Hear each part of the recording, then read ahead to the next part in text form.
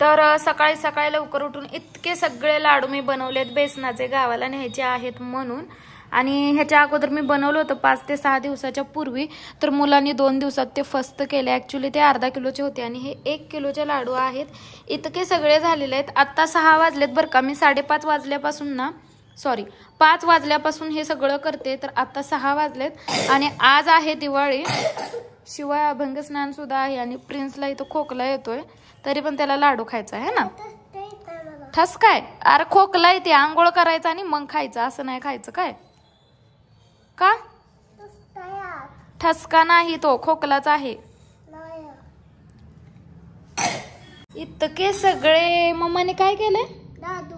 लाडू केले. तुला आवडते ना? आवडते. इतके सगळे लाडू केलेत या सगळ्यांनी खायला. मस्त असे बेसनचे लाडू आणि वरून असा पिस्ता लावलाय, खूपच मस्त झाले. तर सिंपल अशी रांगोळी मी काढली अभंग स्नानची. मुलांना उठणं वगैरे लावायचंय, जास्त काही नाही, फक्त रांगोळीने डेकोरेट केलंय. कारण दररोज तर आपण हे करत नाही, मग म्हणलं चला थोडंसं स्पेशल करावं. आणि आता मुलांना उठणं लावायचे आहेत. हे अजून आले नाहीत उठणं घेऊन, सो कधी येतात काय माहिती. अगोदर तर आम्हाला आणायला जमलंच नाही, वेळच भेटला नाही. तर बाहेर अशी रांगोळी काढली बघा मी. तर प्रत्येक वेळी मी अशीच काढते, कारण मला ही रांगोळी ना खूप आवडते आणि इझिली होते सुद्धा. सो मोठी काढायची म्हणलं का खूप वेळ लागतो आणि तेवढा टाइम तर नसतो. उठणं भेटलं नाही, आता कसं मग घरीच बनवू. हळद, चला आंघोळ करायची. आता उठणं तर भेटलं नाही, मग म्हटलं चला घरीच बनवूया. इथे ना मी ज्वारीचं पीठ घेतलंय, रागीचं पीठ, बेसन पीठ आणि हळद हे पाणी घालून मिक्स करते. ओरिजिनल बिना केमिकलचं. आणि ह्याचे फायदे सुद्धा भरपूर आहेत आपल्या शरीराला बरं का.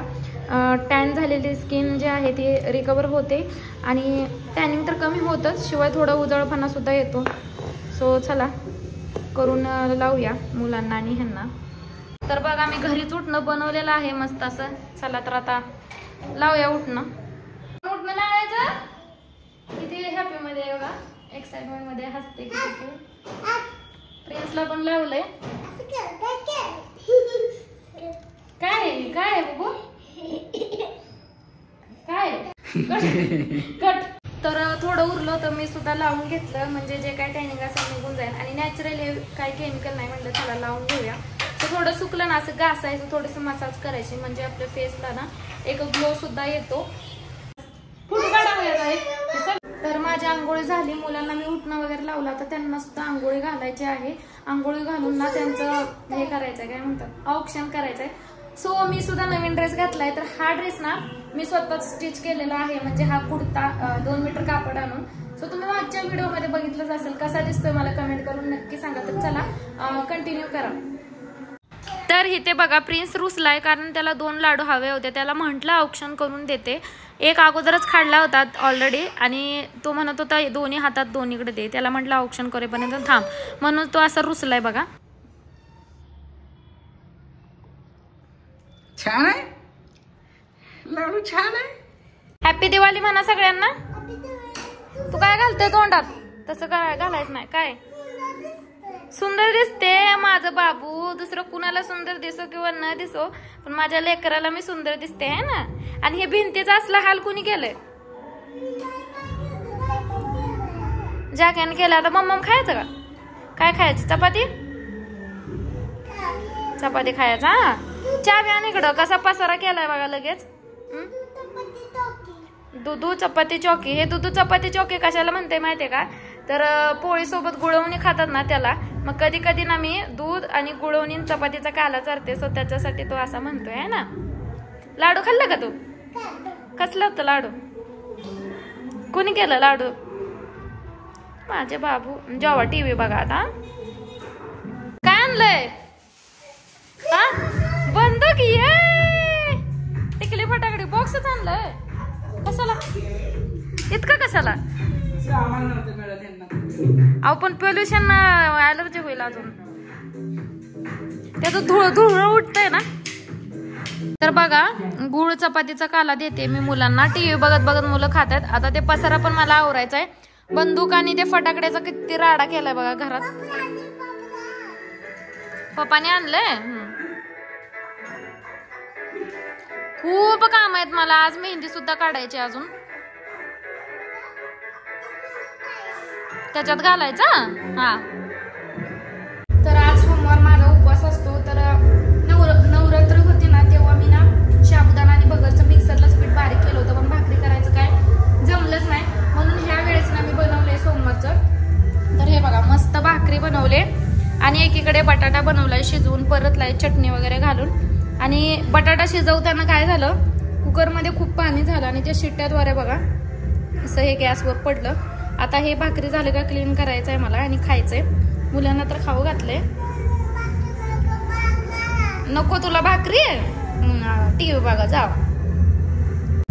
तर उपवासाची भाकर आहे, मला वाटलं फुकते का नाही, पण फुकते. हे बघा मस्त अशी फुकते भाकरी पण.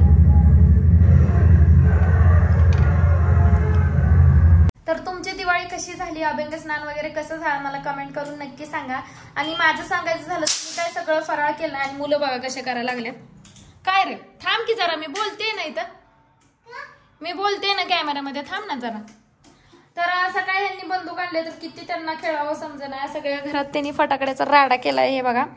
आणि ह्याला काय चालवायला येत नाही अजून, त्यामुळे असलं काहीतरी करत बसते. सरक, करंट लागतो तिकडे, तसं करायचं नाही, सरक. तर खूप लहान मुलांना हे करणं खूप रिस्की होऊन जातं, अशी मुलं करतात, खूप लक्ष ठेवावं लागतं. सो फराळाचं मी काही बनवलं नाही, फक्त बेसन लाडू बनवले होते. त्याचं कारण म्हणजे काय की मुलांना तेलकट खाल्लं का लगे खोकला येतो, कफ वाढतात. आणि प्रिन्सला खोकला आला ना डायरेक्ट त्याला ऍडमिट करावंच लागतं. त्याला खोकल्याची अलर्जी आहे. सो डॉक्टर बोललेले आहेत की तुम्ही तेलकट त्याला काहीच देऊ नका, डेअरी प्रोडक्ट देऊ नका, बेकरी प्रोडक्ट देऊ नका, आणि मेन म्हणजे बाहेरचं काहीच तुम्ही देऊ नका, जंक फूड वगैरे, फास्ट फूड वगैरे. सो मी खूप काळजी घेते प्रिन्सची, त्यामुळे मी दुसरं काय बनवलं नाही, फक्त बेसनचे लाडू बनवले तुपातले, ते पण कमी तूप वापरून, आणि त्याला मी थोड्या प्रमाणातच खायला देते. सो मागच्या 5-6 दिवसापूर्वी मी लाडू बनवले होते, तुम्ही व्हिडिओ बघितलाच असेल. तर तेव्हा ते लगेच संपले 2 दिवसात, म्हणून मी आज पहाटे लवकर उठून ना 5ला उठले होते, 7 वाजेपर्यंत सगळे लाडू फिनिश केले. तिथून पुढे रांगोळी काढली, अभ्यंग स्नानाची तयारी केली, तुम्ही पाठीमागे बघितलीच असेल. सो अशा पद्धतीने आमची पहिली दिवाळी म्हणजे अभ्यंग स्नान असं झालं. तुमचं कसं झालं मला कमेंट करून नक्की सांगा. आणि गावाला आम्ही जाणार आहे पाडव्याच्या दिवशी भाऊबीजेसाठी, कारण लक्ष्मीपूजन इथलं केल्याशिवाय आम्ही काही जाऊ शकत नाही. इथलं लक्ष्मीपूजन आमच्यासाठी खूप महत्वाचं असतं. सो आता मला हातावर मेहंदी काढायची आहे. ते ब्लॉग मी ह्या ब्लॉग मध्ये मी ते व्हिडिओ शेअर केले असते, पण ब्लॉग खूपच मोठा होईल, त्यामुळे मी नेक्स्ट ब्लॉग मध्ये सगळे व्हिडिओ शेअर करणार आहे. शिवाय आम्ही शॉपिंगला सुद्धा जाणार आहे, त्यामुळे तुम्ही चॅनलशी कनेक्ट राहा, चॅनलला सबस्क्राईब करून ठेवा, म्हणजे नेक्स्ट ब्लॉग तुम्हाला लवकरच बघायला भेटेल. सो हा ब्लॉग कसा वाटला नक्की कमेंट करून सांगा. चॅनलमध्ये नवीन असेल तर आपल्या चॅनलला सबस्क्राईब करून व्हिडिओला एक लाईक नक्की करा. चला बाय.